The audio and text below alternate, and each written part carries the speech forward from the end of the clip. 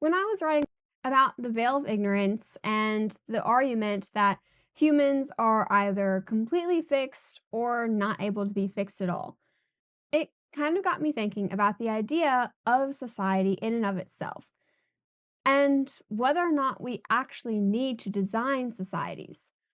Are humans capable of just simply governing themselves? Well, it brought me to looking into the French Revolution. The revolution in 1793 promised liberty, equality, and fraternity, and it descended into absolute chaos. The guillotine ran society, and thousands were executed without trial. Civil war tore the country apart, and internal wars erupted on all borders. The economy collapsed, hunger spread, and within 15 years, they went from overthrowing an absolute monarch to crowning Napoleon as emperor, arguably much more powerful than the king they beheaded in the first place. So, what went wrong there? Well, Edmund Burke, writing from England and essentially watching this unfold, predicted that this entire revolution would end in disaster. His answer cut deep into one of the questions in political philosophy. Can humans govern themselves? Or do we fundamentally need someone else, some external power, to control us because we are incapable of self regulation? Burke argued that humans need a power out of themselves to restrain their passions. Without external authority, whether it's a king, tradition, or religion, we tend to descend into absolute chaos. The French Revolution seemed to prove him right in a lot of ways. You see, revolutions previously still held on to some of tradition, whether it was religious tradition or political tradition. But with the French Revolution, they essentially tried to govern themselves according to rational principles of liberty and equality. And the result was the Reign of Terror. But Burke was not the first to make this argument. Nearly 150 years earlier, another philosopher had built the entire foundation for why humans cannot be trusted to govern themselves. And his name, that we've addressed in previous videos, was Thomas Hobbes. And his answer to the question of self governance was very stark and uncompromising. Positively, no, we cannot. And attempting to do so leads to violence, suffering, and death. Thomas Hobbes published Leviathan in 1651, right in the middle of the Civil English War. Now, England was also tearing itself apart. It was essentially king versus parliament and Protestant versus Catholic. There was mass executions, and Hobbes had to flee to France for his safety, ironically. But there he wrote one of the most influential and disturbing books in political philosophy. And his starting question was, what would human life be like without government? What is our natural state before we create any political authority? Well, according to him, life in the state of nature would be solitary, poor, nasty, brutish, and short. And here's why. Hobbes believed that humans, by nature, are fundamentally equal in our physical and mental capabilities. Now, I wouldn't say exactly equal, but according to him, no one is so smart or so strong that others couldn't kill them, especially through cunning or cooperation. And that is more of a true statement. And this equality creates a fundamental problem. If we are all roughly equal in power, and if we all want the same resources, then we are all in competition with each other. And because there is no authority above us to enforce rules or regulations, then there is no stopping that competition from becoming violent. But Even if you're a peaceful person who just wants to be left alone, you still have a problem. You know that other people might attack you and take what you have. So, you have to attack them first before they get it to you. And they are thinking the exact same thing about you.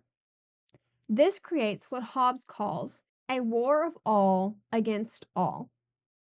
Not necessarily a constant state of fighting, but most certainly a constant state of fear and threat of violence. As he writes, where there is no common power, there is no law. Where no law, no injustice. In this state of nature, there can be no industry or agriculture or art. But why? Well, because you can't exactly plan for the future when someone might kill you and take everything that you have. You can't build anything when others are just going to take it away. And you certainly cannot trust anyone when cooperation could potentially get you killed. For Hobbes, the fear of violent death is the most powerful human emotion and the greatest evil. Everything we do is motivated by trying to avoid that fear. So, how do we escape this state of nature? Well, Hobbes says that we need to create an absolute sovereign power. Everyone agrees to give up their natural right to do whatever they want and transfer all of that power, or at least some of it, to a single authority. Now, this authority, whether a king, parliament, or some other body, now has absolute power to make laws, enforce order, and punish anyone who breaks them. In exchange, we get security. We get to live without the constant fear of violent death. And this is essentially the social contract. But notice what Hobbes is saying. We give up our freedom voluntarily, but it's only because we are terrified of what happens without it. We cannot trust ourselves to live peacefully together in a kumbaya society. We need someone with overwhelming power to force us to behave. And for Hobbes, this sovereign power must be absolute. You cannot have the power divided, and checks and balances are not the way to go. You cannot have the right to rebel, because any limitation on the sovereign's power creates uncertainty, and uncertainty leads back to the state of nature. If people can decide for themselves when it is okay to obey or to disobey, then you don't really have authority at all. You're just back to everyone judging for themselves what is right, which leads to conflict and chaos. Now, Hobbes is explicit about this, and he writes, covenants without the sword are but words, or laws without enforcement are meaningless. Promises without punishment for breaking them are worthless, because we need the sword. We need someone with the power over us to make us keep our promises to everyone else. So, in Hobbes' world, we cannot self regulate. We need an external force to control our passions and make us cooperate. So, let's take a step back into the future. Because think about what that means for democracy. Can people really govern themselves? Well, according to Hobbes, no. Because the moment you give power to the people, you have created the conditions for civil war. Everyone will interpret the law in their own favor and claim that their rights are being violated, even if they're legally not being. And everyone will fight to get their way. You need someone above the people, someone that they cannot challenge to keep the order. So, going back to the French Revolution, from this perspective, it was doomed from the start. The moment they executed their king, they removed the sovereign power that kept order. and they tried to replace it with the will of the people, expressed through assemblies and elections. But as Burke observed, and Hobbes would have predicted, this just meant competing factions all claiming to represent the people, fighting for power, and all of them are convinced that their vision of liberty and equality is the right one. Hobbes' argument cuts deeper than just people are bad. His claim is that even if everyone was well intentioned, as most of us are, and even if everyone was rational, which most of us are not, then self governance would still fail. Because the problem is not necessarily that we are all born evil, but the problem itself is structural. Without external authority that we can't challenge, then there is no way to resolve disputes peacefully, because everyone becomes the judge in their own case.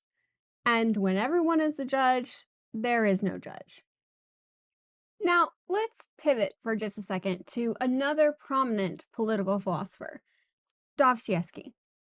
Now, in 1880, Dostoevsky published The Karamazov Brothers, and within it is a chapter that many consider to be one of the greatest pieces of political philosophy ever written. And the story goes a little like this. Christ has returned to the earth during the Spanish Inquisition, and he performs miracles like healing the sick. The people recognize him, but the Grand Inquisitor, an elderly cardinal, has him arrested. That night, the Inquisitor visits Christ in his cell and explains why he must be executed again. The Inquisitor's argument is pretty devastating. He says, "You wanted to give humans freedom. You wanted them to choose good freely out of love and not compulsion. But you make a terrible mistake. You overestimated them. Humans cannot handle freedom. It's a burden too terrible to bear." He reminds Christ of the three temptations in the desert, the devil offering him three things. Now, Christ refused all three, choosing freedom over miracle, mystery, and authority. But the Inquisitor says that these three forces are exactly what humans need. They need their bread provided, they need miracles to believe in, and they need authority to submit to. Because nothing is more seductive for man than his freedom of conscience, but nothing is a greater cause of suffering. Man is tormented by no greater anxiety than to find someone quickly to whom he can hand over that gift of freedom with which the ill-fated creature is born. Or, in other words, humans don't want freedom. They want to be told what to do, and they want someone else to make the hard decisions. They want to escape the burden of responsibility. And the Inquisitor does not stop there. He says, "Didst thou forget that man prefers peace and even death to freedom of choice in the knowledge of good and evil? When people are free, they're anxious, they're uncertain. They have to decide what's right and wrong for themselves. And that is terrifying.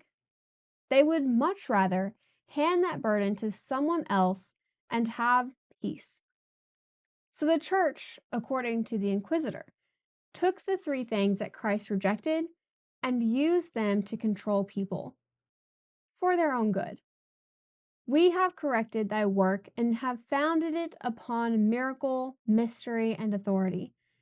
And men rejoiced that they were again led like sheep, and that the terrible gift that has brought them such suffering was at last lifted from their hearts." And this is the core argument, but from a psychological angle. Hobbes says that we need external authority because we'll kill each other if we don't have it. And Dostoevsky says that we need external authority because we are psychologically incapable of living with freedom. It makes us miserable. We want someone else to take it away. But democracy assumes people want freedom and can handle the responsibility of self governance. And is it wrong? What if most people would rather just be told what to do? What if they would rather follow a strong leader who promises them security and tells them what to believe than have to figure it out for themselves? The Inquisitor tells Christ, in the end, they will lay down their freedom at your feet and say to us, make us your slaves, but please feed us. So people will voluntarily surrender their freedom for security and certainty, and for someone else to take the burden of choice. And notice, the Inquisitor is not portrayed as evil. He genuinely believes that he's helping people because he has taken the terrible burden of power so that ordinary people can be happy and at peace. He sees freedom as cruelty towards those who can't handle it. Better to control them for their own good than to let them suffer under the weight of freedom. And if they are right, then the entire modern project of democracy, individual liberty, and self determination might be built on the false assumption about human nature. But what kind of authority are we willing to succumb ourselves to? Is it a government authority that humans prefer, or is it a religious one? And to be honest, I don't have an answer because I think both have their drawbacks and their benefits. So, in part two, we will explore the alternative. What if the authority that we need is not political? And if small government and individual liberty can only work when backed by strong religious authority? And the answer might determine whether modern democracy actually survives the 21st century. So, with that said, thank you guys so much for watching. And as always, don't forget to like, comment, and subscribe. And I'll see y'all next time.